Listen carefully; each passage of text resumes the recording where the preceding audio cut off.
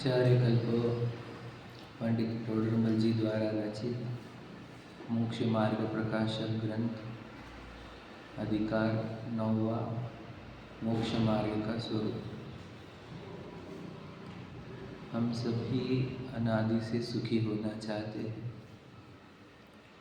और सुखी होने के लिए हम दर दर की ठोकरें खा चुके हैं।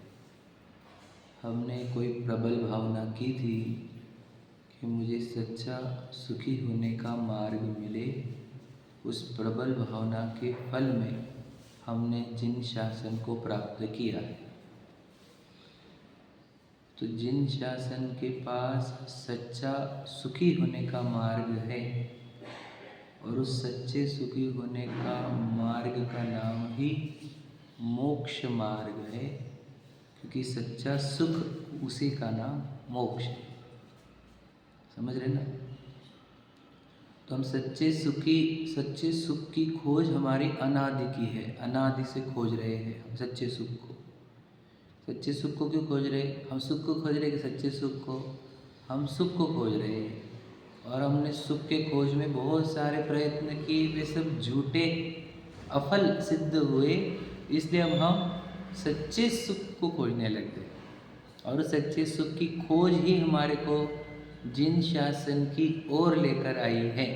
याद रखना, हम यहाँ जन्मे हैं पत्नी बच्चों के लिए नहीं, ना माँ बाप के लिए, ना भाई बहन के लिए, ना समाज के लिए समझ लीजिए, हम यहाँ जन्मे हैं मेरी खोज का अंत करने के लिए। मेरे सच्चे सुख की खोज जो अनादि से चल रही है उसका अंत करना है मुझे। क्यों? एक बार मैं सुखी हो जाऊँ तो मुझे और कुछ नहीं चाहिए। सही है कि नहीं? तो हमें सच्चे सुख की खोज कहाँ मिलेगी? तो जिन शासन कहता है, जैन धर्म कहता है कि सच्चा सुख अर्थात ही मोक्ष। समझ रहे? तू जिसे सच्चा सुख बोल रहा है उसका टेक्निकल नाम है मोक्ष। और उस सच्चे सुख की प्राप्ति होगी, उस मोक्ष की प्राप्ति होगी मोक्ष मार्ग से। ठीक है? तो मोक्ष का अर्थ क्या? तो वैसे तो व्यवहार की भाषा में तो उस जगह का नाम भी मोक्ष कह दिया है, सिद्धशिला, है ना। 8 कर्मों से मुक्त होने का नाम भी मोक्ष कहा गया है, बराबर है। तो सिद्धशिला जाने को भी मोक्ष कहा गया है, परंतु वास्तविकता में मोक्ष क्या है? वस्तु स्वरूप से देखा जाए तो इस जीव के अंदर से मोह का क्षय होना वही मोक्ष है। मोह क्षय, मोक्षा शॉर्ट फॉर्म आजकल यूज़ करते हैं ना, है ना, हर जगह पे इंग्लिश में। वैसे ही संस्कृत का भी मोक्ष जो है वो शॉर्टकट है, उसमें ना कि इनिशियल यूज़ करते हैं, जैसे ये इनिशियल यूज़ करे मोह और क्षय का, मोक्ष। समझ रहे भैया? तो जहाँ मोह का क्षय हो जाता है उसी का नाम मोक्ष होता है। मोह का अर्थ क्या? मोह का अर्थ सम्मोहन, हिप्नोटिज्म। तो दो प्रकार के मोह होते हैं। एक तो तुम श्रद्धा से ही मोहित हो गए हो, अर्थात तुम अपनी सत्ता ही भूल चुके हो और पर सत्ता को अपनी मानते हो, वो होता है श्रद्धा मोहित होना। श्रद्धा मोहित होना, समझ रहे? जहाँ हम अपनी सत्ता ही भूल गए और शरीर की सत्ता को ही मैं मानने लग जाते हैं, इसको बोलते तेरी श्रद्धा ही मोहित हो गई। और चारित्र का मोह ये होता है कि हम जिसकी श्रद्धा करते हैं उसमें स्थिर नहीं रहते हैं, इसको बोलते हैं चारित्र का मोह। समझ रहे? जैसे मुझे देह में लगती है, ये मेरी श्रद्धा मोहित हो गई और मुझे पता चल गया कि मैं तो चैतन्य स्वरूप परमात्मा तत्व हूँ। अब फिर मैं मेरे चैतन्य स्वरूप परमात्मा स्वरूप में रुक नहीं पा रहा हूँ, वो मेरा चारित्र का मोह है, अस्थिरता है। फिर से इस देह का लक्ष्य कर लेता हूँ। समझ रहे? तो ये जब मोह का नाश होगा तब मोक्ष होगा। समझ रहे क्या नहीं? मोह का नाश ही मोक्ष है। यानी मैं काहे के लिए, मैं कहाँ से खोज रहा हूँ खुद को? मैं कब से खोज रहा हूँ सुख को? अनंत काल से, अनादिकाल से। अनादिकाल से सुख की खोज में वो सुख क्या है? मोक्ष है, जो हमारे को जैन धर्म में हमने सुना। हमने सच्चे सुख को खोजते खोजते ही, याद रखना, मेरी जो सच्चे सुख की खोज प्योरेस्ट हुई, प्योरेस्ट यानी मेरे अंदर से एकदम पवित्र भावना निकली कि मैं सच्चे सुख को प्राप्त करूं, तब उस पवित्र भावना ने हमारे को जिन शासन प्रदान किया है। ये सच बोल रहा हूँ मैं, एकदम 100% सत्य है। हमने ये पवित्र भावना की थी पूर्व में कि मुझे सच्चा सुख मिले, उस सच्चे सुख की पवित्र भावना ने हमारे को जिन शासन में लाया है। सच बोल रहा हूँ। और फिर यहाँ पे जिन शासन में सच्चे सुख किसको बोला गया? मोक्ष को। बोले मोक्ष ही सच्चा सुख है। तो फिर मोक्ष का अर्थ क्या? वही मोह का क्षय। मोह का क्षय जब होगा तब ही सच्चा सुख होगा, तभी मोक्ष होगा। तो मोह का क्षय क्या?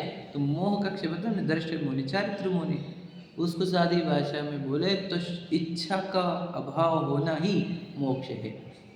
इच्छा का अभाव क्यों कह रहे?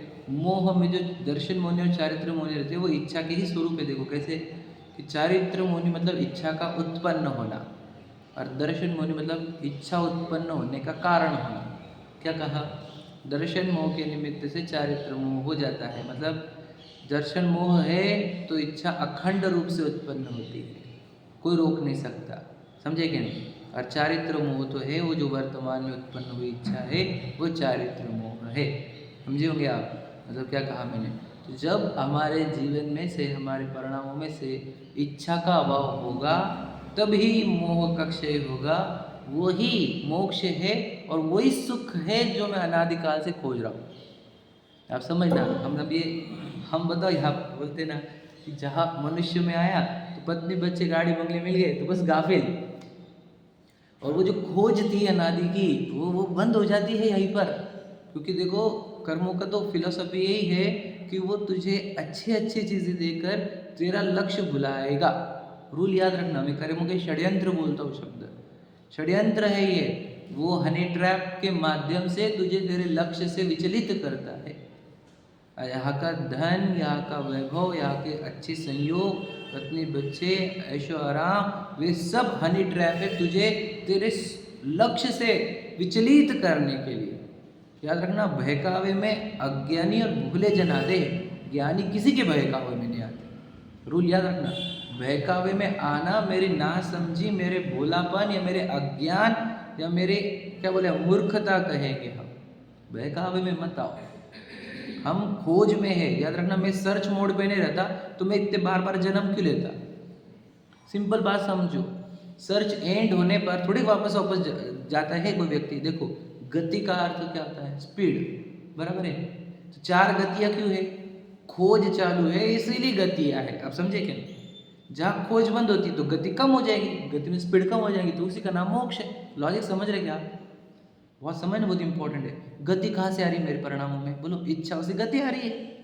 मुझे सुख बाहर लग रहा है तो मैं गति कर रहा हूँ ना, अपने अंदर स्पीड पकड़ रहा हूँ उसको प्राप्त करने के लिए। वो स्पीड मुझे चारों गति भटकाती है। अब समझना, समझे कि नहीं समझे? गति वाली कंसेप्ट समझा क्या? नहीं समझा?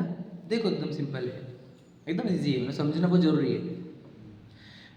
गति का अर्थ क्या? इंग्लिश में स्पीड, बराबर है। चार गतियाँ छोड़ो आप, स्पीड। तो मेरे आत्मा में स्पीड कहाँ से आती है? बोलो इच्छाओं से। जब मेरे अंदर किसी के अंदर की सुख कल्पना उत्पन्न होती है तो मैं उसके प्राप्ति के लिए जो इच्छा उत्पन्न करता हूँ उससे मेरे अंदर होती है स्पीड, गति। सोच, हमने वो गति समझी है चार गति, लेकिन एक्चुअल गति ये है। सही है कि नहीं? ये है रियल वाली गति जो हमें। हाँ, फिर जो खोज में समझ, मुझे क्या लगा कि यार कोई तो भी फॉरेन कंट्री में सुख होगा, तो मेरे अंदर वो भावना क्रिएट होती है, उस भावना से मुझे जन्म उधर मिलता है। आप समझे क्या? गतियाँ कहाँ से क्रिएट हो रही है? आप समझो, यहाँ से ही। जिधर सुख की कल्पना होती है उधर की गति हो जाती है हमारे अंदर। भैया समझ रहे क्या नहीं? फिर गतियों का अभाव होगा कब? ये स्पीड का अभाव कब होगा? जब मुझे पता चलेगा मेरा सुख मेरे चैतन्य वस्तु में, मेरे ही आत्मा में मेरा सुख है। तो क्या हो गया? अंदर से गतियाँ बंद हो गई तो बाहर गतियाँ कैसे होगी हमारी? लॉजिक समझे क्या नहीं? इधर गति मैंने खोजना बंद कर दिया, सब तरफ सुख, मुझे सुख मेरी वस्तु में ही मिल गया है। तो मैं जब मेरे अंदर से गति बंद करूंगा तो मेरी चार गति होगी क्या? रोल एकदम लॉजिकल है। अब हम कोई बोल रहे, हम बोल रहे कर्मों को मुझे गतियाँ मत दे, तो बोलते मैं क्यों ना दूँ? तू ही भाग रहा है। कर्म बिना वजह चार गति में नहीं पटकते। हमारे को रूल याद रखना, सिखाया पहले वही जाता है कि कर्म हमारे को देखो चारों गति में पटक रहे, बिल्कुल पटक रहे नहीं। वो मैं जिधर सुख की कल्पना रखता हूँ उधर मैं जाता हूँ, और उसके टाइम पे वो कर्म मुझे वैसे शरीर बना के देता है। तो हमने बोल दिया कि कर्म ने भेजा, कर्म ने भेजा नहीं है, हम गए काहे से, सुख की कल्पनाओं से। मैं गतिशील हुआ हूँ, सही है कि नहीं? और भगवान जी क्या बता रहे बता, भगवान जी गति अवरोधक है बोलो स्पीड ब्रेकर है कि नहीं? भगवान जी वो स्पीड ब्रेकर है या नहीं? यहाँ आने पर हमारी गति कम होती कि नहीं? बताओ, जब मंदिर में आते तुम्हारी गति कम होती कि नहीं? होती कि नहीं? जिनमानी पढ़ने पर गति कम होती कि नहीं होती? भैया ये आपको देव शास्त्र गुरु जी आपकी गति कम कर रहे, विचार करो, सच्चाई है कि नहीं? और जब आत्मा में चल जाओगे तो गति का अभाव होगा। कौन सी गति? चार गति नहीं, स्पीड का, इच्छाओं से सुख खोजने का जो स्पीड है वो खत्म होती है। तो ये जीव जब स्पीड में रहता है तो कैसा रहेगा, सुखी कि दुखी? विचार करो। तो जिनमान नहीं पढ़ रहे उनको देखो, उनका जीवन कैसा स्पीड वाला रहता है, रहता क्या नहीं रहता? ये भी कर लो, वो भी कर लो, घूम के भी आ जाओ, खा पी भी लो, एंजॉय भी करो, टच भी करो। स्पीड कितनी रहती है? इतनी स्पीड रहती है कि उनका देखो ये इतना अशांत रहता है, रात को नींद नहीं आती उनको। अशांत मतलब दिन में बेचैन रहते हो, ये देख लो क्या, वो देख लो क्या, ये कर लो क्या, वो कर लो क्या। समझ रहे? ये सब काय का प्रतीक है? बोलो ये गति का, अंदर सुख की कल्पना अनंत स्थान पर हमने स्थापन करके रखी है। तो ऐसे जीव कभी सुखी होगा जिसके, विचार करो, सुख के स्थान अनंत जगह पर स्थापन किए हैं। उसके जन्म मरण कितने हो गए बताओ?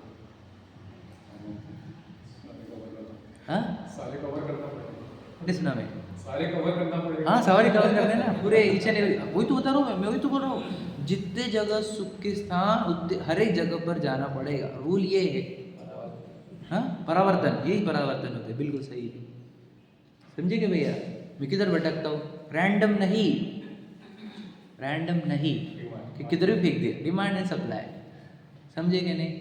मेरे अंदर जिधर सुख की कल्पना, मैं उधर जाने की भावना करता हूँ, उस भावना से ही मुझे कर्म बंधन होते हैं। फिर वो कर्म मुझे वहाँ लेकर जाते, चल तू बोला था ना इधर चलने को, चल ले क्या है बोल, अब क्या?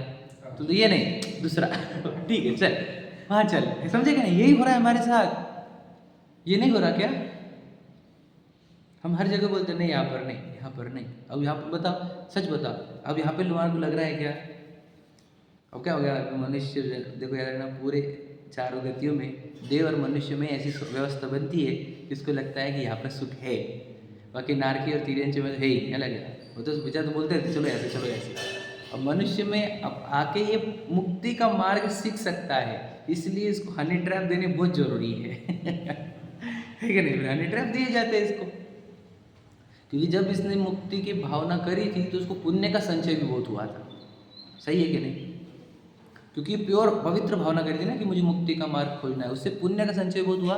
उस संचय ने आपको अनुकूलता ला के रखी ताकि तू सीख सके, तो तुझे सुख का मार्ग खोजना था, वो सीख सके। पर क्या हो गया? वो अनुकूलता जो प्राप्त हुई वो अनुकूलता में गाफिल हुआ और सुख की खोज साइड कर दी इसने।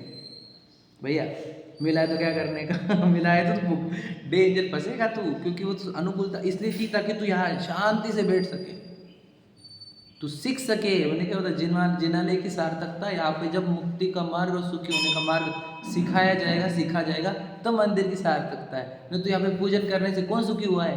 विचार करो, समझे कि नहीं? पूजन से सुख थोड़ी मिलता। कहाँ किसको मिल गया सुख पूजन से? ये बताओ हमारे को। सुखी होने का मार्ग तो इच्छा का भाव है, वो जिनमानी से सीख सकते हो आप, पूजन से थोड़ी सीख रहे हो कोई इच्छा का भाव बना। सुखी होने का मार्ग सीखने के लिए आए हैं हम यहाँ पर। विचार करो, एकदम इंपॉर्टेंट लाइन से समझिए। तो यहाँ पर तुझे वो अनुकूलता इसलिए कि तू यहाँ पे शांति से सुख का मार्ग सीख सके, क्योंकि तूने ये भावना करी थी। नरक में जिसने भावना भाई मानुष तन को पाने की, है ना, वेश दिगंबर धारण करके मुक्ति पद को पाने की, लेकिन देखो आज यह हालत ममता के दीवाने की, चेतन होकर जड़ द्रव्यों से कैसा नाता जोड़ लिया। एक अनजाने राही ने शिवपुर का मार्ग छोड़ दिया। सुने राजेंद्र जी की रचना। तो क्या हो रहा है यहाँ पर? सुख का मार्ग खोजना बंद है, बताओ। फिर यदि सुख का मार्ग नहीं खोला तो रेस्ट चलेगी क्या आपको? कब कब रेस्ट लेनी चाहिए? अरे इतने काल से मैं खोज रहा हूँ, अब मुझे रेस्ट करने का टाइम नहीं है बिल्कुल, क्योंकि मुझे पता है शॉर्ट टाइम एकदम मनुष्य का, ये मनुष्य बहुत चला जाएगा। मेरी सर्च अगर इनकम्प्लीट रह गई तो वापस मुझे अनंत काल लग जाएगा। ये सर्च इनकम्प्लीट नहीं छोड़ सकता हूँ मैं किसी भी हालत में, इसलिए मेरे पास एक्स्ट्रा टाइम नहीं है कि मैं पार्टियों में जाऊँ, मैं घूमूँ, मैं चक्कर करूँ, ये बिल्कुल टाइम नहीं है हमारे पास। जो आवश्यक है, रोटी कपड़ा मकान, उतना देख सकता हूँ मैं बस, ताकि मेरे इस सर्च में मुझे कोई अड़चन ना आए। उतना मैं देख सकता हूँ, एक्स्ट्रा मेरे साथ कुछ भी नहीं भैया, मेरे पास टाइम ही नहीं है, मेरी सर्च इनकम्प्लीट है अभी तक। मैं सर्च कंप्लीट करूँगा उसके बाद बात करूँगा तुम्हारे से, समझे ना? एकदम लॉजिकल है। तो मैं सर्च कर रहा हूँ, नहीं भैया कहीं जाते नहीं, कहीं जाते नहीं, कुछ खाते नहीं पीते, भैया मैं सर्चिंग में मोड पे हूँ ना। अब जो हमको धार्मिक नहीं हुए अभी, हम तो बस हमारी सर्च को प्रॉपर कर रहे हैं, ताकि मैं बहकूंगा नहीं तो मेरी रिसर्च प्रॉपर हो। तो यहाँ पर आया क्यों मैं? वो खोजने के लिए, वो खोजना है हमारे को। सुख तो सुख कहाँ मिलेगा, तो खोज कहाँ अंत होती है? तो बताया आपने, भगवान जी आपकी स्पीड ब्रेकर, वो आपकी गति कम करेंगे। और वो गति कम करके क्या बोल रहे हैं बताओ? वो ऐसे जीव हमने विराजमान किए हैं जो जीरो स्पीड पर जी रहे हैं है क्या नहीं? बताओ वाला जीरो स्पीड वाला जीव बताओ हमारे को, और कुछ जितने मंदिर ढूंढने ढूंढो। सही है कि नहीं भैया? जीरो स्पीड का ही नाम वितरागता है, और राग द्वेष का नाम स्पीड है कि नहीं? अलग अलग भाषाओं से कभी मैं स्पीड बोलूँगा, कभी वितराग भाव बोलूँगा, कभी रत्नत्रय बोलूँगा, लेकिन बोलना ही की हमारे को, है कि नहीं? कि भाई ऐसे ऐसे जीरो स्पीड वाले, देखो ये तो हाथ बता ही रहे उनके कि हम जीरो स्पीड में है कि नहीं? पैर पे पैर, हाथ पे हाथ, समझे कि नहीं? आंखें अधिबंध, समझ रहे? ये तो सिंपल बता रहे हैं कि स्पीड कम कर तो सुखी होगा। तो स्पीड कम करने से सॉल्यूशन नहीं हमारा, हमको ये बोलना है कि तेरे अंदर ही सुख का साम्राज्य भरा हुआ है। तो हम अनादिकाल से जिस सुख को खोज रहा है वो तेरे भीतर है बस, है कि नहीं? कहाँ से आता है? सुख नाम का भाव उत्पन्न कहाँ होगा? आत्मा में उत्पन्न होगा, आत्मा से उत्पन्न होगा। विचार करो। और हम किधर किधर सोचे, समझो मॉरिशस जाके आ गए, हम दुबई जाके आ गए, हम कौन से क्या नहीं गए, वर्ल्ड टूर हो गया हमारे, यूरोप टूर हो गए, गोवा टूर हो गया, हुआ कि नहीं हुआ? कश्मीर हो गया, कन्याकुमारी हो गया, सब हो गए। सुख आया क्या? बंगलो हो गए, गाड़ियाँ हो गई, है ना, पद हो गए बड़े बड़े, है ना, ट्रॉफियाँ हो गई, वॉटेवर।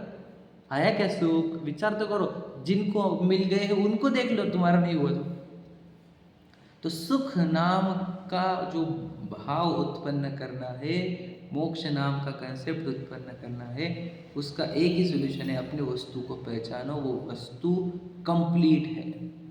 एंटिटी जो अपनी चैतन्य सत्ता है वो पूरी तरह परिपूर्ण है, उसमें से ही उसमें सुख नाम का गुण भरा हुआ है, और उसमें से अनंत काल तक अनंत सुख उत्पन्न होने पर भी उसकी किंचित भी क्षति नहीं होती। ऐसा परिपूर्ण पदार्थ मैं हूँ ये पता होने पर मेरे अंदर से इच्छा वाली गति कम होती है, नष्ट होती है, और उससे ही मेरी चारों गति का भ्रमण बंद होता है। इतना सरल स्पष्ट मार्ग है। कठिन है भैया समझना? बिल्कुल कठिन नहीं है। आप बोलोगे कठिन कहाँ लग सकता है आपको?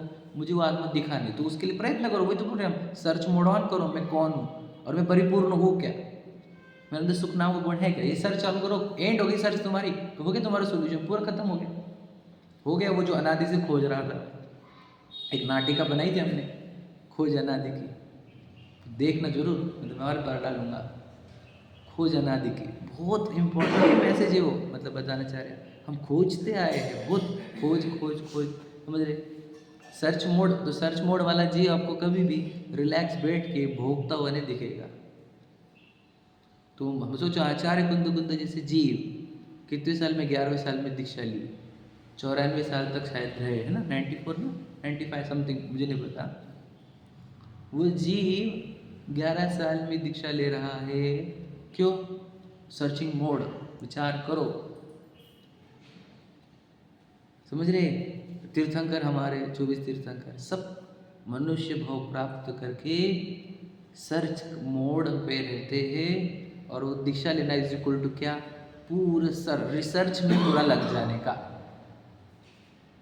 समझिए, साइंटिस्ट बन जाने का, विज्ञान नगर के वैज्ञानिक बन जाने का, समझिए कि नहीं? और वो प्रयोगशाला आत्मा भी प्रयोगशाला, समझ रहे? ये है हमारी लैब, समझ रहे? मेरे भाव ही मेरी लैबोरेटरी है, और मैं साइंटिस्ट हूँ।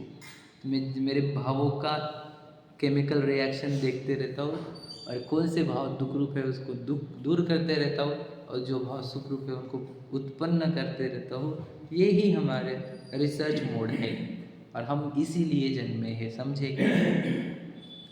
तो इतना मेरा कंक्लूजन है आपको कि हम यहाँ पर सर्च मोड पर है, हम सुखी होने की खोज, सुखी होने का लिए हम खोज रहे हैं। हमने जैन शासन को पाया और जिनेंद्र भगवान को पाया, और उनकी वो गतिरोधक से गति कम करो और गति का अभाव करने के लिए इधर परिपूर्ण कंप्लीट क्या करें हम, एकदम महान सत्ता यहाँ पर है, वही आप हो, समझ रहे? हिरण का दृष्टांत कितने शास्त्रों में आता है कि वो सुगंध खोज रही है और वो सुगंध उससे ही आ रही है क्या नहीं? हम भी वही है, मृग, समझ रहे क्या नहीं? मृग सम मृग तृष्णा, समझ रहे? हम बस ढूंढ रहे हैं और वो हमारे अंदर है। बस सोचो, हम खोज क्या रहते? सुख। हम दुनिया खोजे, बोला क्या? भगवान जी के पास आए तो वो क्या बता रहे? अंदर है। हम लोग भगवान जी को भी सोचो, नहीं भगवान जी सुख देंगे, तो भगवान जी की पूजन भक्ति चालू करें समझे क्या? कितने जीव ऐसे? तो जिनेंद्र भगवान की भक्ति से बहुत पुण्य का संचय होता, भैया सातिशय पुण्य का बंधन होता। अब बताओ, सुख की खोज चालू है क्या? सुख की खोज बंद कर दी तुमने, तुम्हें लगता है भगवान जी देने वाले हैं, तुम डिपेंडेंट हो गए भगवान जी के ऊपर। भगवान जी तो देते नहीं, उन्होंने तो हाथ पे हाथ रख के बताया था हम देंगे नहीं तुझे। तो इतना भी बेसिक मैसेज नहीं समझ पाता है ये कि भगवान जी नहीं देंगे, मुझे खुद खोजना होगा, मुझे अंदर से प्राप्त करना होगा, समझे क्या नहीं? तो अपने अंदर ही खोजनी होगी, तो डिगिंग, समझ रहे क्या नहीं? अंदर डिगिंग करो, खुद को पहचानो, मैं हूँ कौन, मैं कौन हूँ, मैं कौन हूँ। जब तक उत्तर न मिले तब तक चलते रहो, प्रयत्न करते रहो, समझे क्या नहीं? तो फिर वही उसी को अभेद्यान, उसी को आत्मानुभूति कहते हैं, समझ रहे? अब पढ़ते हैं अपन, कल हमने जो पढ़ा उसके आगे 232 पर आ जाओ। नहीं 322 ना, 322, मैं पेज नंबर गलत करता हूँ।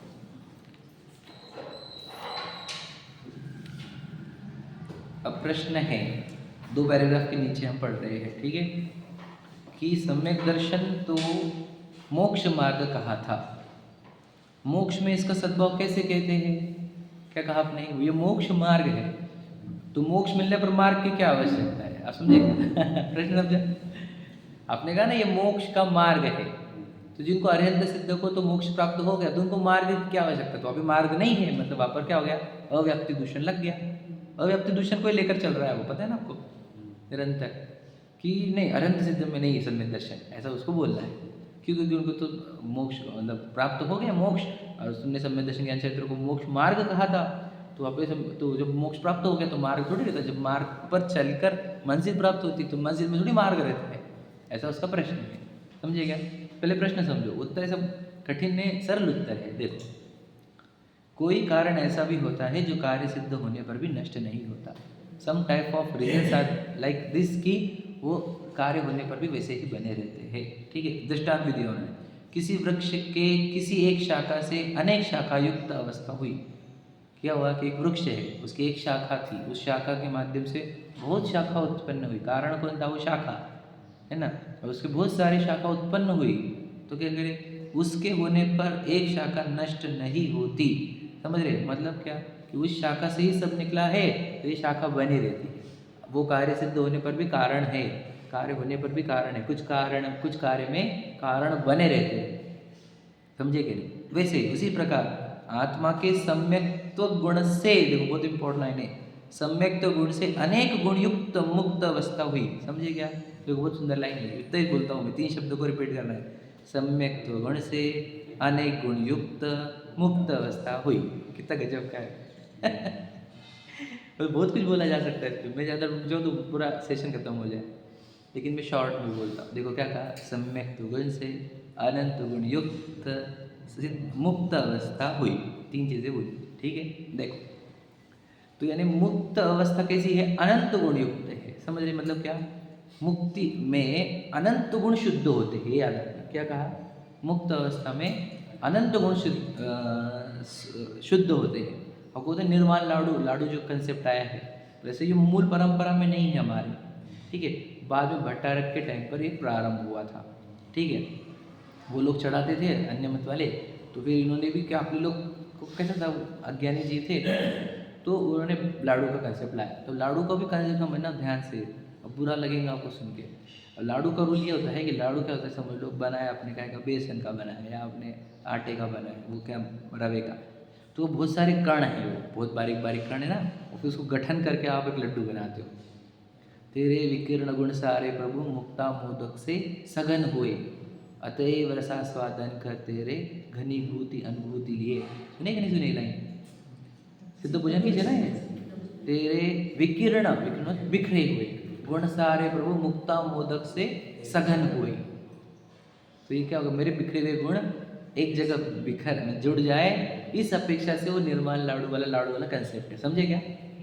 हमने लाडू की जगह गुड़ डाला है, तो अब ये अब इसमें तो वो बैट मैच नहीं हो रही है, पर फिर भी हमने वो विवेक लगाया कि भाई वो तुम जो आटा यूज़ करोगे ना वो मर्यादा का यूज़ करोगे, ना वो घी अटपेरा यूज़ करोगे, है ना। यहाँ पर कितने जीव पड़ेंगे वो अलग, और उस अनाज का करेगा कौन, समझे क्या नहीं। चीटियाँ पड़ेगी कितना, तो इसलिए हमने तो गुड़ डाल छड़ा, अहिंसक भी हो गया, समझे कि नहीं, ये एंगल भी हो गया, तेरे वो राग, वो लड्डू चढ़ाने का राग भी तेरा पूरा हो गया। वास्तविकता में तुझे गुण सगुण करने थे, अपने विकीर्ण गुण को सघन करना था, वो तो किसी के पास लॉजिक नहीं है। नहीं हम क्यों नहीं चढ़ाते तुम नारियल वाला, तुम बोलते नहीं तुम लड्डू आटा वाला क्यों नहीं चढ़ाते, अब लड़ते बैठो तुम इसमें। और वो विकीर्ण गुण को सघन करने वाला कंसेप्ट तो किसी के पास नहीं, ना इनके पास ना उनके पास, समझे क्या नहीं। बिखरे हुए गुण एक जगह लाना, ये क्यों बोला मैंने, इस पे से क्या कि सिद्ध दशा रहती है, मुक्ति दशा रहती है, वहाँ पे अनंत गुण जितने आत्मा में वे सब के सब शुद्ध होते हैं। लॉजिक समझा? एक भी गुण अशुद्ध बचता नहीं, उसी का नाम मोक्ष दशा है, उसी का नाम सिद्ध दशा है। लॉजिक समझा क्या?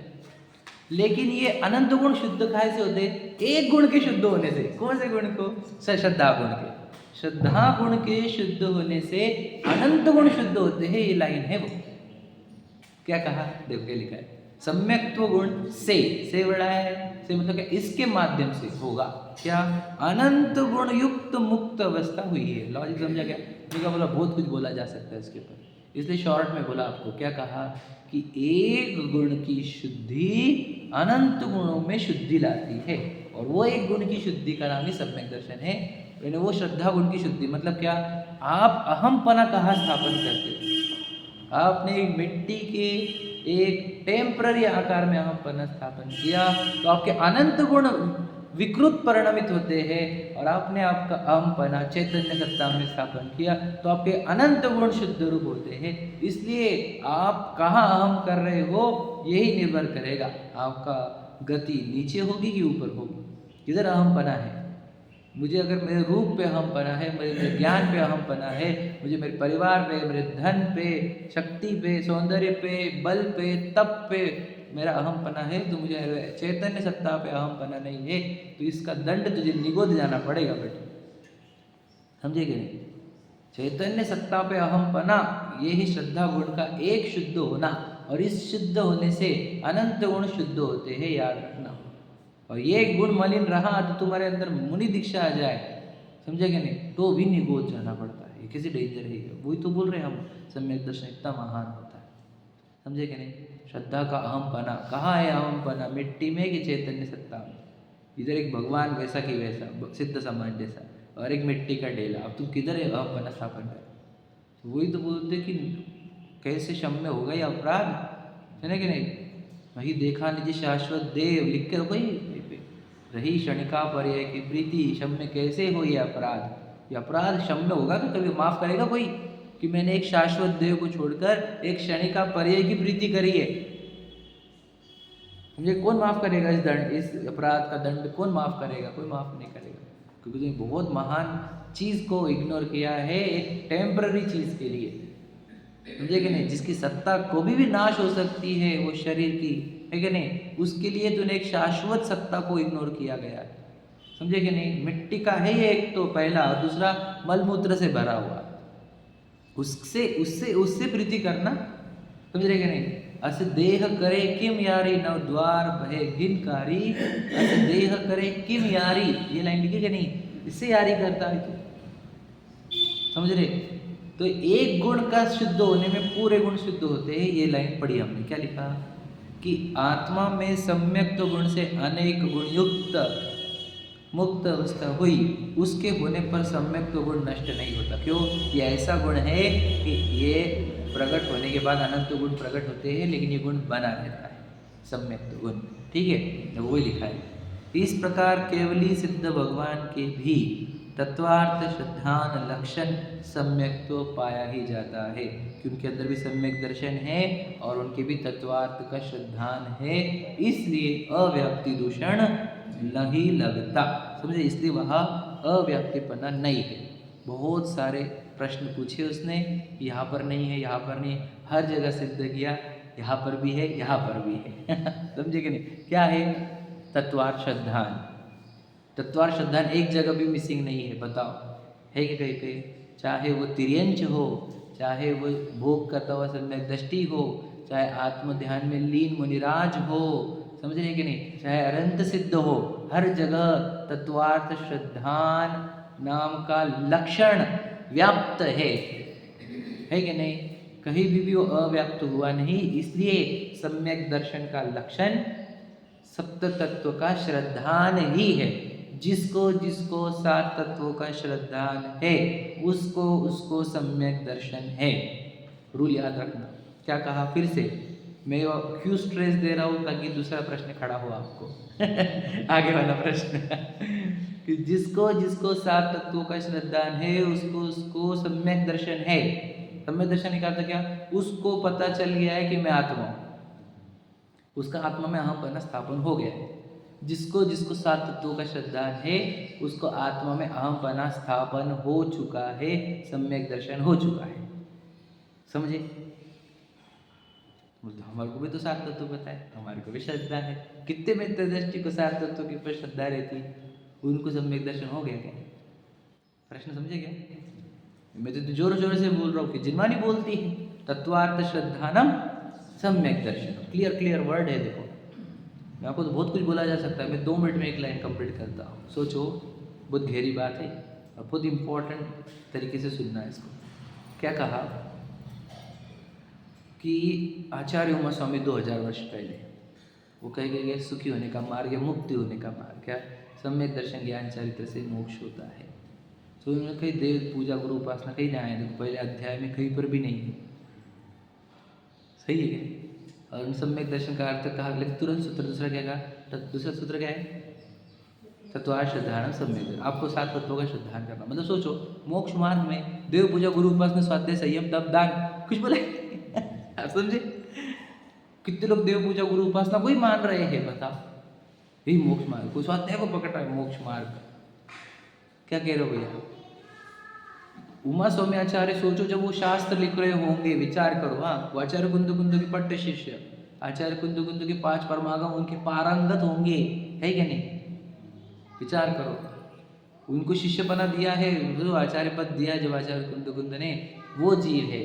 वो तत्वासूत्र के पूरे जैन शासन को कम शब्दों में समेटना है उनको, समझ रहे? पहला अध्याय लिखना है, पहले सूत्र लिखने हैं, वहाँ पर जब वो सम्यक दर्शन ज्ञान चरित्र ने मोक्ष मार्ग लिख रहे पहला सूत्र, तो इससे क्या सिद्ध होता है कि यही है वो काम जो मुझे करना है, बस ये है वो काम। कि मैं पूजा करने को नहीं आया हूँ यहाँ पर, मैं भक्ति आराधना करने को नहीं आया हूँ, मैं सेवा करने को नहीं आया हूँ, मैं अपनी श्रद्धा ज्ञान और चरित्र को सम्यक करने के लिए आया हूँ। समझे क्या भैया? वो कैसे होती है? तत्वों का श्रद्धान करो, तत्वों का श्रद्धान करो, सम्यक दर्शन हो जाएगा। समझे क्या नहीं? तत्वों से विजीवा जीवाश्रम बंध संपन्न जरा मोक्ष सत्व। तीसरा सूत्र बोलो पहले, कौन सा है? तद निसर्गाधिगमत्वा है क्या? तीसरा सूत्र क्या है? तद निसर्गाधिगमत्वा है। फिर चौथा है ना, जीवा जीवाश्रम बंध संपन्न जरा मोक्ष तत्वम। समझे कि नहीं? ये 7 तत्व है। ये 7 तत्वों का जो श्रद्धान करेगा उसको सम्यक दर्शन होगा। रूल याद रखना, ये आचार्य उमा स्वामी कह कर गए हमारे लिए। यानी मुझे करना क्या है इस जैन धर्म में आके? रोज पूजा करनी कि नहीं? बोलो काकी जी, बुरा मत लगने देना। हमने ये समझ के रखा है मुझे रोज मंदिर आना है, मुझे रोज पूजन करनी है, मुझे आलू प्याज नहीं खाने हैं, मुझे रात्रि भोजन नहीं करना है, अवक्ष नहीं खाना है ना, आलू प्याज लहसुन नहीं खाने, जमीकंद नहीं खाना, रात्रि भोजन नहीं, पानी छान कर पीना। हो गया जैनिज्म। उमा स्वामी आचार्य कुछ भी नहीं बोले इसमें से। है कि नहीं? हम उन्होंने जो बोला वो हम नहीं कर रहे हैं, पर हम बाकी सब बोल रहे हैं हम जैनिज्म के नाम पर। सुन, मैं कुछ बता रहा हूँ, आचार्य उमा स्वामी फिलोसॉफी बोल रहे हैं, और हम क्या सीख रहे हैं बोलो, मतलब सदाचार। हम सदाचार को मोक्ष मार्ग मानते हैं, वो फिलोसॉफी से मोक्ष मार्ग बोल रहे हैं। समझो आप, समझ रहे क्या नहीं? हमारे हमारे नॉलेज राइट हो, हमारे बिलीफ्स राइट हो, फिर हमारा कंडक्ट राइट हो, ये बोल रहे हैं ना सम्यक दर्शन ज्ञान से। तुमने नॉलेज को सही नहीं किया, राइट नहीं किया, हमारे बिलीफ को राइट नहीं किया, हम कंडक्ट में जो किया जाता है उसमें से थोड़ा सा अंश लेकर हम खुद को धार्मिक मान लेते हैं, या फिर जैनिज्म के मान लेते हैं विचार का। समझे कि नहीं? लॉजिक समझना आप। तो कहना क्या है कि जो जीव सात तत्व का श्रद्धान करेंगे उनको सम्यक दर्शन होगा ही, यानी उसको मैं आत्मा हूँ ये पहचानने में आ जाएगा, उसके अंदर से मैं शरीर हूँ ऐसा भ्रम टूट जाएगा। समझे क्या नहीं? तो फिर प्रश्न खड़ा होता है, ये प्रश्न है देखो, मिथ्या दृष्टि के भी तत्व श्रद्धान होता है ऐसा शास्त्र में निरूपण है। क्या कह रहा है, समझ रहे? अरे ऐसे कैसी बातें कर रहे तुम? मिथ्या दृष्टि को भी सात तत्वों का श्रद्धान होता है ऐसा मैं नहीं कहता, शास्त्र कहते हैं, ऐसा तो प्रश्न है उसका। क्लियर है ना प्रश्न? लाइन समझ में है क्या? लाइन तुम्हारे पास है के सामने, पढ़ो लाइन, क्या लिखा? मिथ्या दृष्टि के भी तत्व श्रद्धान होता है ऐसा शास्त्र में निरूपण है। जो अब देखो तो दो चार एक महीने पहले की बात है, ये प्रश्न पड़ा था कि उसको श्रद्धान भी है, तुम्हें बताया था श्रद्धा नहीं, श्रद्धा का आभास, आभास वर्ड यूज किया, तुम्हें याद है क्या?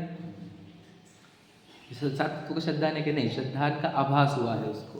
तो वहाँ पे प्रश्न पड़ा था श्रद्धान भी है विपरीत अभिनिवेश भी है, ऐसे कैसे क्या प्रश्न पड़ा था ना वो, तो उसका उत्तर है यहाँ पर, बहुत इंपॉर्टेंट उत्तर है, ध्यान से सुनना क्या उत्तर है। क्या लिखा है प्रवचन सार में, और प्रवचन सार जी ग्रंथ का कोटेशन लाया उसने, कह रहा है आत्मज्ञान शून्य तत्वार्थ श्रद्धान अकार्यकारी कहा है। प्रवचन सार जी में लाइन लिखी हुई क्या? आत्मज्ञान शून्य तत्वार्थ श्रद्धान अकार्यकारी है, ये दूसरा कोटेशन, ध्यान से सुनना। क्या लाइन लिखी? आत्मज्ञान, ये लर्न करने इसी बोला कि लाइन, आत्मज्ञान शून्य तत्वार्थ श्रद्धान अकार्यकारी है। 3 बार रिपीट किया मैंने, ठीक है? क्यों कि मतलब वहाँ पे क्लियर लिखा है आचार्य कुंद देव ने ही, प्रवचन सार जी में ही, कि यदि आत्मज्ञान नहीं हुआ तो तत्व श्रद्धान कार्यकारी नहीं, मतलब जिसे आत्मज्ञान नहीं है उसको तत्व सात तत्वों की श्रद्धान है, ये तो सिद्ध हो रहा है। वो जो प्रश्न पढ़ रहा था ना उसको, आपने तो क्या सिद्ध किया पहले कि जिसको सात तत्वों का श्रद्धा है उसको सम्यक दर्शन है, उसको आत्मा की पहचान हो गई। फिर वो तो बोल रहे कि प्रवचन सार जी में आचार्य कुंद खुद कह रहे कि यदि तूने सात तत्वों का श्रद्धान किया लेकिन आत्मा का ज्ञान नहीं हुआ तो तुझे सात तत्व तो चलेगा नहीं। मतलब ऐसा केस है कि सात तत्वों का श्रद्धान होता है और आत्मज्ञान नहीं होता है। समझे क्या कह रहा हूँ? नहीं समझा? नहीं समझा ना? केस नहीं समझे, बता दे। हमने क्या पहले प्रूव किया? जिसको सात तत्वों का श्रद्धा उसको सम्यक दर्शन। पहला ये रूल याद रखना, रूल पहले बोल्ड लाइन में ऊपर लिख दो, जिसको सात तत्वों का श्रद्धा उसको सम्यक दर्शन। तो प्रश्न पहले क्या बोला कि मैंने शास्त्र में पढ़ा है कि मिथ्या दृष्टि की भी सात तत्वों का श्रद्धान होता है। पॉइंट नंबर 1, मिथ्या दृष्टि की भी सात तत्वों का श्रद्धान होता है, ऐसा शास्त्र में पढ़ा है हमने, शास्त्र में। Point number 1। पॉइंट नंबर 2 कि प्रवचन सार जी में जब आचार्य कुंद कह रहे थे कि अगर सात तत्वों का श्रद्धान हुआ और आत्मज्ञान नहीं हुआ तो वो कुछ भी काम का नहीं है, तो इसका अर्थ ये होता है, प्रूव हो रहा है कि सात तत्वों का श्रद्धान होने पर भी आत्मज्ञान नहीं होता। दूसरा लॉजिक दिया उसने, समझे क्या? 2 पॉइंट खड़े करे उसने प्रश्न में, समझे कि नहीं? देखो, इसलिए सम्यक्त्व का लक्षण तत्वार्थ श्रद्धा कहने पर उसमें अव्याप्ति दूषण लगता है। अब क्या किया उसने? अब लास्ट पैतरा खेल लिया उसने, क्या कि हमने बहुत सारे जीवों को देखा है जिसकी सात तत्वों का श्रद्धान है। जिनवानी भी कहती है क्योंकि सात तत्वों का श्रद्धान है, आचार्य कुंद भी कहते हैं कि सात तत्वों का श्रद्धान है, लेकिन उनको मैं आत्मा हूँ ऐसा पहचानने में नहीं आया है। तो फिर ये सात तत्वों का श्रद्धान वाला लक्षण सही नहीं बैठता, ये अव्याप्ति दूषण वाला है। लॉजिक समझा क्या? समझ में प्रीतम, समझ रहे ना? प्रश्न समझेंगे तो उत्तर में मजा आएगा, इसलिए प्रश्न को अच्छे से समझो। अब बताओ, हमारे को जो पढ़ने वाले हैं 25 साल से 50 साल से, जिनवानी पढ़ रहे हैं, समझे, सीख रहे सिखा रहे हैं, हाँ, तो फिर हम सिखाने वाले भी, तो उनको सात तत्वों की श्रद्धा नहीं करें, मुझे सात तत्वों की श्रद्धा नहीं करें, क्या लगता है आपको? कहा किसी नहीं, आपको क्या लगता है मेरे बारे में? वो बोला भैया सिखा रहे तो भैया को तो सात तत्वों का श्रद्धान होगा। कि सात तत्वों की श्रद्धा होने पर सम्यक दर्शन होना चाहिए ना, समझे क्या? सही है ना, क्योंकि रूल तो वही हमने पहले ऊपर बोल्ड लाइन में लिख दिया वो कि जिसको सात तत्वों की श्रद्धा है उसे आत्मा का श्रद्धा है, मैं आत्मा हुई पहचानने में आ जाता है। तो पढ़ने वाले कितने आज की डेट में, समझ लो ये जिनवानी पढ़ने वाली जो समाज लाखों की हो गई है ना, तो वो तो सब जन सम्यक दृष्टा है, सबको सात तत्वों के नाम मालूम है, सात तत्वों के ऊपर श्रद्धा है, तो सब सम्यक दृष्टि हो गए कि नहीं? जिनको सात तत्व का श्रद्धा नहीं, उसमें पहला तत्व जीव तत्व है, तो मतलब आत्मा का भी श्रद्धा हो ही गया है। बराबर। तो वो आत्मज्ञान से कैसे कहा है? वही तो कह रहे हैं हम, वही तो प्रश्न है हमारा, प्रश्न तो वही ना सामने वाले का कि फिर हम वही प्रश्न तो उठा रहे हैं, देखो आप जो बोल रहे हैं वही प्रश्न उठा रहा हूँ मैं कि इतने लाखों की समाज हो गई पढ़ने वाली, जो सात तत्व पढ़ती है, सीखती है, सिखाती है, सबको सात तत्वों के नाम मालूम, उनके लक्षण मालूम, स्वरूप मालूम, समझे कि नहीं? कि सब के सब सम्यक दृष्टि है क्या? अनुभव में आया है क्या तो समझे क्या? ये प्रश्न है ना, समझे क्या प्रश्न? श्रद्धा किस बात का? मैं आत्मा हुई अगर तो श्रद्धा होना चाहिए ना उनको, तो हुआ है क्या? ये प्रश्न है हमारा। सात तत्वों का श्रद्धा है कि नहीं उनको? क्या लगता है भैया, उत्तर दो। सात तत्वों का श्रद्धा हुआ है क्या उनको? अक्षरों का ज्ञान हुआ है। चलो बहुत अच्छा उत्तर है वैसे तो, बढ़िया उत्तर है एकदम, है ना? तो अक्षरों का यानी अक्षर भी नहीं, अक्षर के भी थोड़ा ऊपर क्या लेगा, अक्षर का ज्ञान तो हम कबीर को जो सिखाएंगे वो अक्षर का ज्ञान है। कबीर को जो सात तत्वों का ज्ञान हुआ है वो अक्षरों का हुआ है, समझे कि नहीं? हमारे को जो हुआ है वो अक्षर वाला नहीं है, याद रखना। हमें तो शब्दों का भी है, फिर उसके स्वरूप का भी है। आप समझे क्या कह रहा हूँ मैं? थोड़ा सा लेयर अप का है ये। जिनवानी ने भी उसको तत्व श्रद्धा नाम दिया है ना, समझे क्या कह रहा हूँ मैं? बहुत इंपॉर्टेंट बात है, मैं आपको समझाऊंगा अभी ये तो मैं तो आपको पहले क्यों बोल रहा हूँ कि आप सोचेंगे तो आपको उत्तर बराबर पकड़ में आएगा। इंपॉर्टेंट क्या है, हम सोचे इसके ऊपर, आप सोच रहे हो इसलिए आप ही समझ पाओगे। मैं आपको डायरेक्ट पढ़ाने चालू कर देता तो आप फिर आपको समझ में ही नहीं आता कि मेरा प्रॉब्लम क्या है, मुझे बोलना क्या है। चेयर पे बैठा, बैठे चेयर पे बैठे, तो उनको तकलीफ हो रही है, देखो बेटा। हाँ, तो प्रॉब्लम समझ में आ गया। तो ये शब्द अक्षर ज्ञान क्या है उसका उत्तर पढ़ते हैं। देखो क्या लिखा है, मिथ्या दृष्टि को जो तत्व श्रद्धान कहा है वह नाम निक्षेप से कहा है। बस इतना ही पढ़ना है मुझे, इतना ही आज का हमारा चैप्टर है। नाम निक्षेप समझते आप, बता दो। देखो मिथ्या दृष्टि के जो सात तत्वों का श्रद्धान है वह नाम निक्षेप से है। ये नाम निक्षेप क्या होता है? निक्षेप सुने आपने, वही पहले 6-7 सूत्र में बोला क्या, नाम स्थापना वगैरह है ना, कि 6वें 7वें में छोड़ो, मुझे एग्जैक्टली क्रम नहीं पता, लर्न नहीं करे मैंने तत्वा सूत्र के सूत्र, लेकिन तत्वा सूत्र का सार भाव समझता हूँ मैं। पहले तत्वा सूत्र के सूत्र नहीं जानता हूँ, लर्न भी नहीं किए मैंने, करूँगा जरूर, ठीक है। तो उसमें ये 7वें में 8वें में होना चाहिए, नाम स्थापना द्रव्य भाव जो भी है। मैं गलत नहीं बोलना चाहता, इसके लिए नहीं बोल रहा हूँ, पर वो है, ये पता है मुझे कि वो है वहाँ पर। तो सात तत्वों में स्थापना और निक्षेप, ये वर्ड सुना आपने? निक्षेप वर्ड सुना आपने? निक्षेप का अर्थ क्या होता है? देखो, निक्षेप का अर्थ होता है देना, है ना? क्षेपण, समझे क्या नहीं? क्षेपण होता है, क्षेपण शब्द क्या होता है? पुष्पांजलि क्षिपेत, तो क्षेपण के पहले नी वर्ड है, निक्षेपण। निक्षेप मतलब दे देना, तो दे देना का अर्थ क्या होता है? देखो, तो ये जो प्रतिमा है ये भी बोलो स्थापना निक्षेप से है। ये स्थापना निक्षेप मतलब क्या, कि हमने अरहंत भगवान की या भगवान महावीर की स्थापना उन प्रतिमा में करी। हम पूछेंगे कौन है, तो बोलेंगे भगवान जी है, भगवान जी की प्रतिमा है, भगवान महावीर जी की प्रतिमा है। ये क्या किया आपने पता है आपको? एक्चुअल में देखो देखो, बुरा मत लगने देना, मेरे को जो रियलिटी बोलनी है वो है पाषाण का एक आकार। रियलिटी है कि नहीं है ये? वो पाषाण का आकार है कि नहीं? पुद्गल द्रव्य बराबर है, परमाणु से बना हुआ पाषाण का आकार, राइट और रॉन्ग? वस्तु स्वरूप तो ये है ना। फिर भी हम उनको प्रतिमा और भगवान जी कैसे कह रहे हैं? हम बोलते भगवान जी को पीठ मत करो। तो हमने एक पंचकलन की विधि अपनाई, उसमें हमने एज इट इज जो भगवान जी के साथ होता है वो पूरी फॉर्मेलिटी, वो पूरे प्रसंग खड़े करे, ठीक है नहीं, वो प्रतिमा के साथ पूरे कि वो गर्भ में आए, फिर वो जन्म हुआ उनका, फिर वो दीक्षा ली उन्होंने, है ना। तो ये पूरे प्रसंग खड़े करे प्रतिमा के साथ, ठीक है नहीं, ताकि जब भी प्रतिमा देखे तो तुझे समझ में आए कि ये गर्भ में आए थे, फिर इनका जन्म हुआ, फिर इन्होंने दीक्षा ली, फिर इनको केवल ज्ञान हुआ, फिर ये सिद्धशिला चले गए। ये पूरा कल्याण करके आपके अंदर ये बैठा दिया गया मंत्रों के माध्यम से और वो पंच कल्याण के माध्यम से कि ये पाषाण की प्रतिमा नहीं, ये भगवान जी है। और इस क्रिया को बोला जाता है, बोलो स्थापना निक्षेप। समझे क्या बोला गया? स्थापना निक्षेप। तो ये तदाकार अतदाकार भी रहता है, सुना आपने? सुना है वर्ड तदाकार स्थापना निक्षेप मतलब क्या? जो भगवान जी का आकार था वैसे ही आकर अपने आप को स्थापन कर दिया।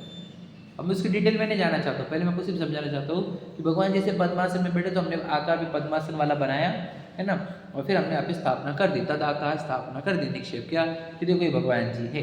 तो अब हमारे को वो पाषाण की प्रतिमा नहीं दिखती, हमको भगवान जी दिखते, हम उनकी बहुत भावों से प्रक्षाल पूजन करते हैं, ना उनको पीठ दिखने देते हैं, ना उनके अभिनय होने देते हैं। सही है कि नहीं? पर्दा लगा लिया हमने स्वाध्याय के टाइम पे ताकि उनकी अभिनय ना हो। लॉजिक समझ रहे? तो हम भगवान ही मानते हैं उनको, क्यों? स्थापना निक्षेप हुआ। तो स्थापना निक्षेप में दो प्रकार की स्थापना जो अब हमारे को बात करनी है वो यहाँ पर वो ये है, एक द्रव्य या फिर नाम निक्षेप, या फिर नाम निक्षेप ही लेता हूँ, ठीक है। एक नाम निक्षेप होता है और एक भाव निक्षेप होता है। भाव निक्षेप नहीं आया कि वर्ड आया कि नीचे? अका भाव निक्षेप पढ़ा है क्या? आया ना? कहाँ पर है वो? हाँ ठीक है, हाँ बिल्कुल, भाव निक्षेप वाला वर्ड है 5। एक नाम निक्षेप होता है और एक भाव निक्षेप, ठीक है। इसका एग्जाम्पल तो बहुत फेमस है, पहले भी बोल चुका हूँ मैं। हमारे घर पे लड़का पैदा हुआ, समझे, जन्मा, अरे दुबला पतला लुकड़ा सा, ठीक है, सुकड़ा सा, कितना खिलाया तो भी बढ़ नहीं रहा, ठीक है, और उसका नाम रख दिया हमने महावीर। आप समझे? और कोई नहीं, महावीर, महावीर शब्द का अर्थ क्या? भगवान जी वाला नहीं बोल रहा है, महावीर का अर्थ बहुत बलशाली, वीर, योद्धा। कोई आगे थप्पड़ मार के जाना तो रो रहा है वो। अब तुमने नाम दिया उसको महावीर, ये क्या है? नाम निक्षेप। उसमें महावीर नाम के गुण नहीं है, तब भी उसको महावीर बोला जा रहा है, ये होता है नाम निक्षेप। समझे क्या कहा मैंने? उसके अंदर वो गुण नहीं होने पर भी उसको वो नाम दे देना, दैट इज नाम निक्षेप। नाम का निक्षेपण किया तुमने, सिर्फ नाम दिया है। तो विशाल नाम तो क्या बहुत बड़ा होना चाहिए, समझे कि नहीं? अभी क्या क्या क्या नाम निक्षेप, समझे कि नहीं? तो नाम निक्षेप से विशाल है, भाव निक्षेप से विशाल नहीं है। भाव निक्षेप से वो पहाड़ होते हैं, वो विशाल होते हैं, समझे कि नहीं? एग्जाम्पल लॉजिक समझे कि नहीं? तो जिसमें जो गुण नहीं है उसको भी वो नाम दे देना इज इक्वल टू नाम निक्षेप। समझे? लॉजिक समझा? और जिसके अंदर वो गुण है उसको वो नाम देना, वो होता है भाव निक्षेप। क्लियर हुआ? ये क्यों समझाना है मुझे? क्योंकि ये समझे बिना आपको नीचे की लाइन समझेगी नहीं, समझ रहे? और नीचे वर्ड भी है आगम द्रव्य देखो निक्षेप, और एक वर्ड है आगम द्रव्य निक्षेप। वो आज नहीं बोलूँगा, वो कल बोलूँगा, है ना। आज तो हमारे को सिर्फ द्रव्य निक्षेप और भाव निक्षेप समझाने हैं। द्रव्य निक्षेप समझा आपको? द्रव्य निक्षेप मतलब ना उसके अंदर वो गुण नहीं है तब भी उसको वो नाम से पुकारा जाना, दैट इज द्रव्य निक्षेप। लॉजिक समझ रहे? और भाव निक्षेप का अर्थ क्या कि जिसके अंदर जो गुण है उसी गुण के अनुसार उसको बुलाया जाए, वो होता है भाव निक्षेप। समझे कि नहीं? लॉजिक समझ रहे? तो ये यहाँ पर क्यों आया चैप्टर? क्योंकि वो जो तुम मिथ्या दृष्टि को 7 तत्वों का श्रद्धान कहा वो द्रव्य निक्षेप से कहा गया है। लॉजिक समझा? समझा लॉजिक? 7 मिथ्या दृष्टि को 7 तत्वों का श्रद्धान वह द्रव्य निक्षेप से कहा है, भाव निक्षेप से नहीं। ये क्यों कहा गया उसका भी लॉजिक दूंगा कल आपको, बहुत गजब का लॉजिक देंगे, ठीक है, पर अभी नहीं, समय नहीं हमारे पास। तो मिथ्या दृष्टि को तुमने 7 तत्वों का श्रद्धान क्यों नाम दिया, वो जरूरी था हमारे को, उसका भी लॉजिक दूंगा मैं आपको चरणानियुक्त की अपेक्षा से, ठीक है। पर उसको भाव निक्षेप नहीं है, मतलब क्या? उसको 7 तत्वों का श्रद्धान जैसा एक्चुअल में होता है वैसा हुआ नहीं है। वो भाव निक्षेप से सात तत्वों का श्रद्धा नहीं, उसको द्रव्य निक्षेप से सात तत्वों का श्रद्धा नहीं। लॉजिक समझा क्या? इसके एग्जाम्पल भी दूंगा कल मैं आपको, समझे कि नहीं? तो आपको और क्लैरिटी हो जाएगी। तो मिथ्या दृष्टि को सात तत्वों का श्रद्धान जब भी कहा जाएगा जिनागम में, तो उसका अर्थ क्या पकड़ना? यह द्रव्य निक्षेप से कहा गया है, समझे कि नहीं? भाव निक्षेप से नहीं। भाव निक्षेप से किसको कहेंगे? जो सम्यक दृष्टि हो गया है उसको कहेंगे इसको सात तत्वों का श्रद्धान है। तो मिथ्या दृष्टि को भी कहा, सम्यक दृष्टि को भी कहा, सम्यक दृष्टि को भाव निक्षेप से कहा, मिथ्या दृष्टि को द्रव्य निक्षेप से कहा। समझे कि नहीं समझे? ये इंपॉर्टेंट है। तुम बोलते ऐसे क्यों बोलते तुम? ट्रिकी, हमको कंफ्यूजन होता है ना। अब हमारे पास अनंत जीव है ना, अब अनंत जीव को किसका क्या एंगल रहता है, किसका क्या एंगल रहता है, सबको अलग अलग एंगल से समझाना पड़ता है, तो इसलिए ऐसे बोलने पड़ते। याद रखना, अनंत जीव अनंत विचारों के नहीं होते तो अनंत नए भी नहीं होते। क्या समझे? लॉजिक समझना। देखो एकदम सिंपल होता है, अगर जिसके आत्मज्ञान नहीं हुआ, आत्मज्ञान नहीं हुआ है, वो सात तत्व पढ़ रहा है, पढ़ा रहा है ना, तो अब हम चरणानुयोग की अपेक्षा से बोले कि कोई हमको पूछे कि ये भैया पढ़ा रहे हैं सात तत्व, तो इनको सात तत्व पे विश्वास है क्या? किसी ने पूछा आपको, तो आप क्या बोलेंगे? अरे हमारा थोड़ी मालूम, कौन देखेंगे अंदर जाके, ये तो केवल ज्ञान वाले जानते हैं। तो आप क्या बोलोगे? भैया सात तत्वों का श्रद्धा नहीं है उनको, है उनको। अभी तुमने कहा से कहा, अब तुम मालूम नहीं है क्या नहीं है, तो द्रव्य निक्षेप से भैया होगा, इस अपेक्षा से है। अब बोलना पड़ता है ना, आप समझे क्या? समझे? लॉजिक समझ रहे क्या? जीव अलग अलग है ना, हमें अलग जगह पे वो बोलना ही पड़ेगा। तुम किसी के भाव निक्षेप देख सकते हो क्या? अब जो सात तत्व एकदम गहराई से सिखा रहा है, तो आप तो यही लगोगे भैया इनको सात तत्वों का श्रद्धा होगा। सही है क्या नहीं? क्योंकि अंदर जाके देखेगा कौन? केवल ज्ञान किसी को बोल नहीं सकता उत्तर आपको कि उनके अंदर श्रद्धा चल रहा है कि नहीं चल रहा है, आत्मज्ञान चल रहा है कि नहीं चल रहा है, कौन बोलेगा? मैं भी नहीं बोलूंगा आपको। तो आप द्रव्य निक्षेप ही लगाओ, चरणानुयोग द्रव्य निक्षेप देगा आपको। चरणानुयोग बोलता है भैया जो सात तत्व पढ़ रहा है, पढ़ा रहा है, वो सब सात तत्वों की श्रद्धानी है। वो चरणानुयोग की भाषा है, कर्णानुयोग से टैली नहीं कर सकते तुम इसको। कर्णानुयोग से बोलिए देखो ये पे 100 लोग सीख रहे, तो 100 की 100 सम्यक दृष्टि क्या? तुम कर्णानुयोग वाला मत समझो, चरणानुयोग वाले सम्यक दृष्टि है वो। ये मैंने पहले भी सिखाया है, चरणानुयोग वाला सम्यक दृष्टि और कर्णानुयोग वाले सम्यक दृष्टि में अंतर होता है। जो सच्चे देव शास्त्र गुरु के सिवा किसी को नहीं मानता, चरणानुयोग की अपेक्षा वो सम्यक दृष्टि है। पता है आपको? बताया नहीं बात करें? रत्नाकर शौकाचार्य की अपेक्षा से बताया मैंने, वही सम्यक दृष्टि है। और आगे अभी आने वाला भी हमारा चैप्टर वो, समझ रहे? लेकिन कर्णानुयोग की अपेक्षा सम्यक दृष्टि नहीं। तो द्रव्य, तो चरणानुयोग ने क्या किया? द्रव्य निक्षेप किया। जो सच्चे देव शास्त्र गुरु के पास रहते हैं उनको द्रव्य निक्षेप से सम्यक दृष्टि बोला गया, और जिसे आत्मा हुई पहचानने में आ गया उसको भाव निक्षेप से सम्यक दृष्टि बोलता है कर्णानुयोग। तो चरणानुयोग के उपदेश द्रव्य निक्षेप के होते हैं, समझेगा नहीं? और कर्णानुयोग के उपदेश भाव निक्षेप वाले होते हैं, समझ लीजिए। तो हम किन को पूजे?